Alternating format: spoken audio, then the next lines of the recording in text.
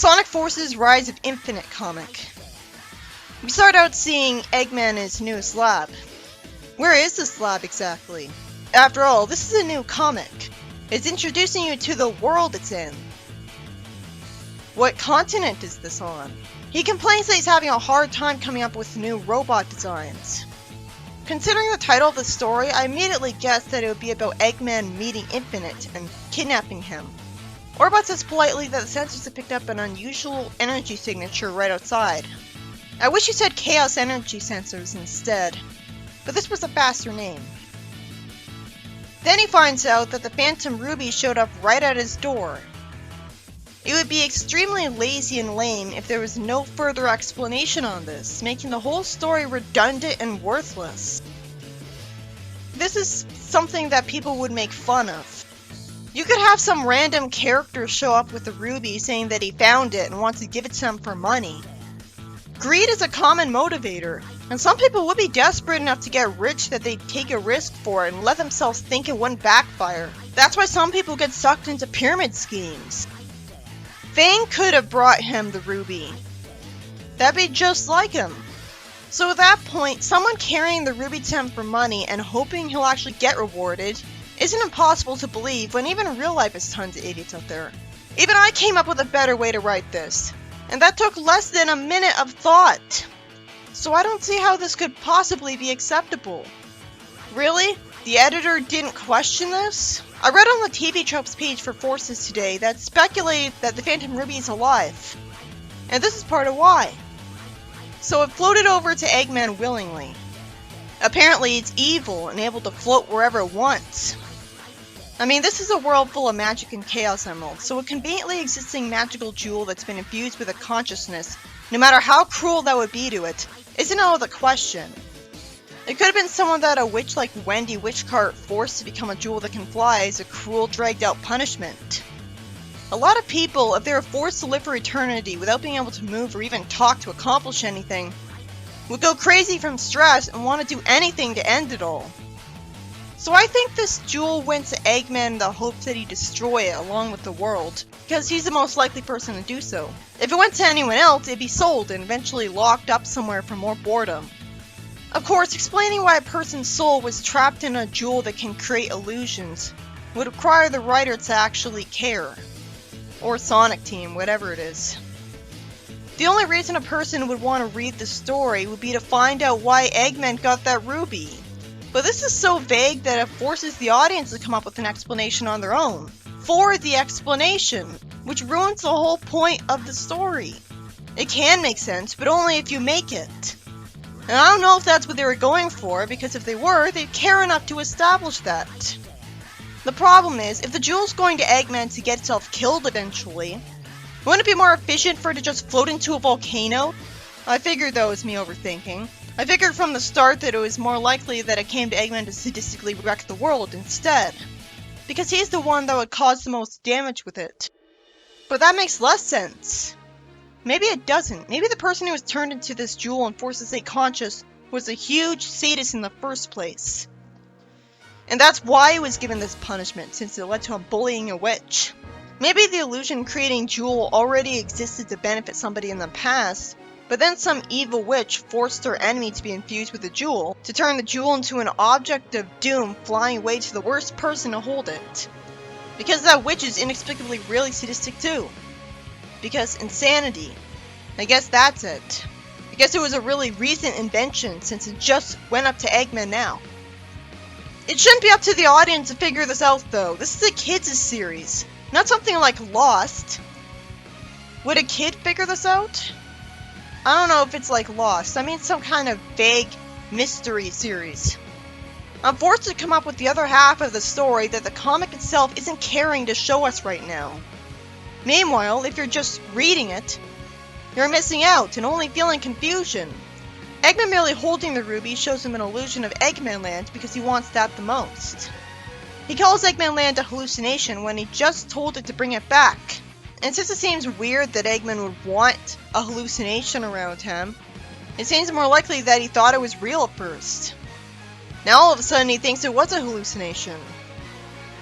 Like, would he be fine with living in a whole world that's a hallucination? as long as it's a world he would like. He could invent a holodeck. He thinks that a gem that gives him hallucinations could be useful. For all he knows right now, it only gives hallucinations to the one holding it. It certainly looks like that. The illusion only stopped because he dropped it. He doesn't have anyone around to say that they saw it too. So since he suddenly convinced himself it wasn't ever real in the span of 2 panels, wouldn't he just want to get rid of this thing so it'll never give him a hallucination again? It just seemed like a nuisance to him that gave him a hope spot and yanked it away. We didn't get to see him touch the pillars he created with it and realize they can be touched because they're solid air. If they're just illusions though, wouldn't Eggman inevitably walk into the actual mountains around him? It doesn't do enough with this concept here. Couldn't he use this to summon a solid hologram where Sonic is and telephrase him to death instantly? Meta logic prevents him from thinking of that. It better be explained that he thinks that's too easy, because that's the only in-universe explanation, and even then, that'd make him look like an idiot. He just jumps to the conclusion that the annoying, disappointing jewel could be useful without it actually being useful. But it makes sense that a scientist would want to study something strange. I'm just saying that the dialogue is forced here. And I'm likely to get bored into being distracted by ranting when the bare bones plot with only one thing happening has given me nothing to talk about. If I'd simply been told why the jewel was right at his door without him even having to earn getting it first, then I would have just typed down the story's explanation and kept going. And I didn't even manage to do him finding out it was useful right. Wouldn't he say destroy a robot by accident from telephraging it with an illusion he summoned? Then he could realize that he could apply that to Sonic. Still, him getting the jewel at all feels like contrived drama, and it's another time something dark qualified as that. It's not explained that the jewel is a sadistic soul trapped in a jewel that wants Eggman to abuse the world that did that to it, so it coming to him is a plot hole. Much like how it's not explained why Mephiles can't merge with Iblis in the future, so it's a plot hole. Eggman complains that his results for the gem are all over the place. How? Now, explaining that would be interesting. Instead, the story just cuts past all of his experiments with it. It only does one thing. How could it be that complicated? How is he expecting to find out about it? He already found out everything. Cubot wants to name it, and suggests the name Spooky Sapphire when he should know it's not blue, and there's nothing really spooky about it, and Eggman wouldn't have made him colorblind. Then he suggests the name Anarchy Barrel. It's baffling that they were able to reference an Archie Sonic concept just fine. But it's Flynn's concept, so of course he could reference it. At that point, why doesn't he bring back the characters he made for Archie Sonic? Sega didn't stop him from bringing back a name from Archie, even if it wasn't applied to the right thing. Somehow this was allowed to slide.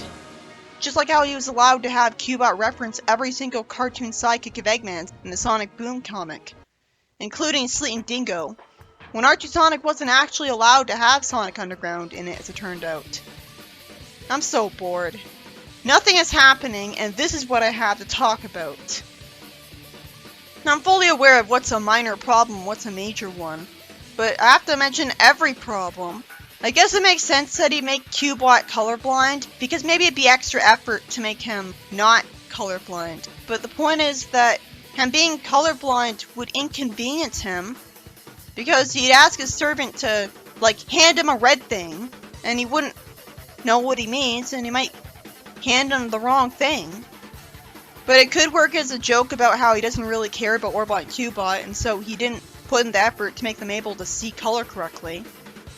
Cubot also references the Precious Stone, but has a space between the words precious and stone, and has one too many S's in it, screwing up the reference a little, because it isn't even spelled right. Also, Orbot says wrong game, when he's not, from his perspective, in a game to begin with. A comic isn't self-aware just because it breaks the fourth wall one time. It still thinks naming an Archie concept is too derivative, and yet deriving everything from the games is just fine. Eggman decides to name it the Phantom Ruby. Phantom is a little bit of a stretch from illusion. Ghosts are seen as being intangible sometimes, but if they were always as intangible as illusions, they wouldn't be so feared. And I doubt the illusions of Infinite are intangible if you can have an entire level of null space where your character's interacting with the illusion in the level design. Not to mention the stuff Infinite attacks with in boss fights. So the illusions can't even be compared to Phantoms. Illusion Ruby would have made more sense, even if Phantom Ruby sounds cooler. Cubot suggesting the name Spooky Sapphire seems forced because he doesn't know that Eggman's considering naming him something based off a ghost. It's not like Eggman saying that he maybe wants to name it the Phantom Ruby before he says, well, what about naming it Spooky Sapphire? Then alarm goes off and we see the Jackal squad of Infinite running towards Eggman's base, hoping to make money off his technology. Okay, well, we're supposed to see them as evil and they're smirking dark jackals. Isn't raiding Eggman's base a good thing? If anything, that's something the Freedom Fighters should be doing. And sure, the Freedom Fighters should get his tech, but these guys could sell it to them. They don't even have to be against the heroes then. He says to move in for the kill, but this is Eggman they're opposing. That alone isn't a problem. Infinite's a monster, but right now he looks like a hero you want to root for, and you wish he would completely win here. Fang is a more interesting villain than Eggman. At least Fang's motives make sense immediately because he's greedy, so he wants money. Not a lot of people are actively planning to take over the world. Eggman says he should have been building up his army instead of studying this rock. So why didn't he already have his army built up? I guess because Sonic trashed his robots to non-existence recently, and he doesn't have the patience to wait until he has a huge reserve of robots and just sends any he makes at Sonic right away. He was lucky he had the resolve to make a dozen egg carriers and Sonic heroes then. Can't he have a robot factory in his own base so that more robots are being made automatically and there's a robot supervising it to make sure that they won't overflow the whole building with robots? So he could have had his army built up without him paying attention to it. It may sound appealing to imagine him as building every robot himself, but then it'd take forever for him to make an army. Like Sadiam was more realistic because he automated the process. He has to be automating the process, or he won't be able to make as many robots as he has in any of the games, because it'd take forever. Because Eggman wishes he had a robot army, he summons one with a jewel by accident. And there's still robots that can be taken care of. So I guess the solidified air or force field that turns these holograms tangible anyways is still able to be smashed through, regardless of how tough it would be as a material somehow. You'd think robots made of force fields instead of metal that only look like robots on the outside would be invincible. But then again, I have no idea how tough of a material solidified air would be.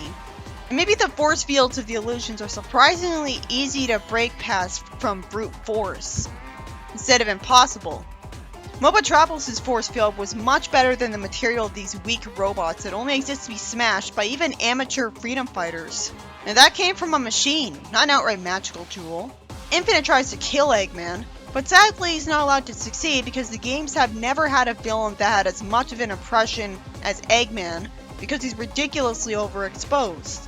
So any other villain than him would seem underwhelming as a replacement.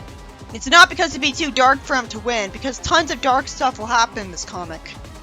Eggman uses the jewel to distract Infinite with an illusion, and that buys him time to throw him off his Eggmobile. Out of complete nowhere, instead of wanting to have killed the guy who wanted to kill him a second ago, he offers to hire him to lead his forces because he thinks he's an interesting guy. Sure, none of the heroes were gutsy enough to try to kill him, but that just makes him afraid of him because he's not used to it. He has been given no reason to want this mortal to work for him. The story that's been told so far was building up to him having no reason to want anything to do with Infinite anymore. What was so hard about Infinite just walking up to Eggman and asking him to make him more powerful if he joins him? I assumed Eggman would have kidnapped him and forced him to become more powerful with the Ruby by an experiment. But honestly, what incentive does he have to do that for Infinite instead of making himself more powerful with the Ruby? Eggman's got an ego. He became omnipotent in Sonic the Comic. I'd love to see that again. He knows how to use the Ruby by himself, and I was kind of impressed by that. Infinite's just a redundant middleman blocking us from that. As we see the jackals being held still by robots, who are merciful enough to have not killed them by now for no reason. One of them tells Infinite to not be tempted by him and says they'll be fine, implying that they think Eggman's trying to use them as a bargaining chip. I don't understand why he wouldn't kill them, realistically. Doesn't he think he can lead his forces himself instead of hiring a middleman with free will of his own? Shadow betrayed him in SA2. So did all of his other free-willed henchmen, ever. Like, all of the games have been teaching Eggman that free will for his henchmen is a bad thing. You'd think he would have learned his lesson by now. Infinite laughs out of nowhere for no reason and says that all this time he's been going through the motions and has grown tired of the world as it is. The world sucks, so I can't blame him. He agrees to join him and says he'll help Eggman change this world.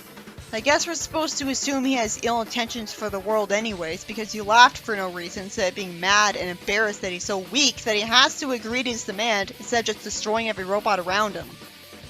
Still, saying that he'd help him change his world sounds like something he'd say if he was idealistic and thought he could change it for the better. Is he saying he's grown tired of the world as it is, not being run by Eggman? But why? What would make him think Eggman could do a better job? Eggman doesn't say here that he's gonna power him up with the ruby. Wouldn't that be the first thing he'd say? To have an actual chance of him agreeing? And that's the end of the story. This issue is by Ian Flynn, though the story was by Sonic Team. And it was an abysmal, confusing disappointment no matter who's responsible. The story's supposed to explain why, in IDW at least, Infinite ended up working for Eggman, but the story doesn't go how anyone with common sense would expect, and would just leave you more confused than when you started. First off, the Phantom Ruby just shows up at Eggman's door, with no explanation of why and how. I can come up with one, but the writers should have too, to give this story some worth, and a lasting impression that's not just, well, that story was pointless. That was a waste of my money. If it was a jewel that always existed on this planet and is capable of going to Eggman itself and wants to work for Eggman, why didn't it appear to Eggman as soon as he started threatening the world? Like back in Sonic 1. It was there in Sonic Mania, so why would it ever leave him? Why didn't it immediately go back to Eggman after the end of Sonic Mania? Why wouldn't it always be with Eggman? So that's why this is really dumb. I could buy a sentient flying jewel since it's already magical anyways, in a magical world. But what took it so long then? Was it sent into another dimension? Why did it decide to come to this dimension?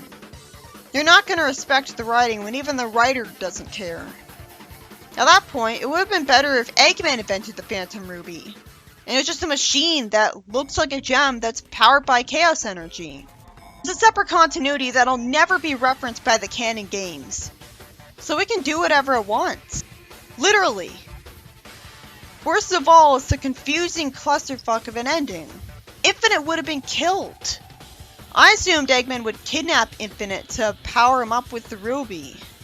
That could have been led into as him punishing him after knocking him out for trying to heroically raid his base in a clear bit of suicidal overconfidence.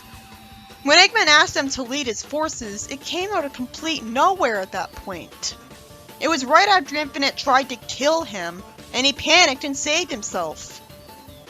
They were enemies at that point. He wouldn't be in the mood to show him mercy. At that point, Infinite was being worse of an enemy to him than Sonic was.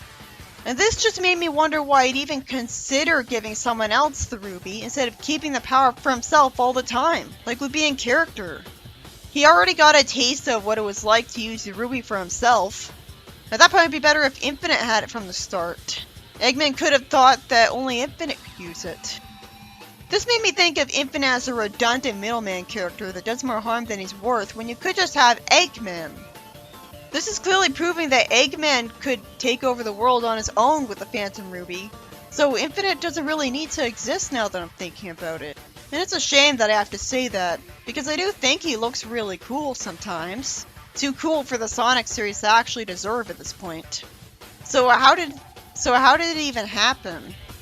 I just found it refreshing that they had a villain that they were taking so seriously. After all the Sonic colors, I'm too scared to be having a story that's being taken seriously. Shadow's better looking than him, of course. What's with that long white hair? The point is, You might be better off skipping this story because your assumption about its plot would make more sense than the actual plot. It would have made sense if Infinite simply went to Eggman's base and asked to be his powered-up henchman after Shadow humiliated him. Especially since he agreed to work for him immediately after wanting to raid his base. Eggman doesn't say he'll pay him more money than he hoped to get, or even that he'd make him more powerful. And why would he do that for him anyways? But at least I can say that comics should be proud that it took until the 4th issue to get really bad.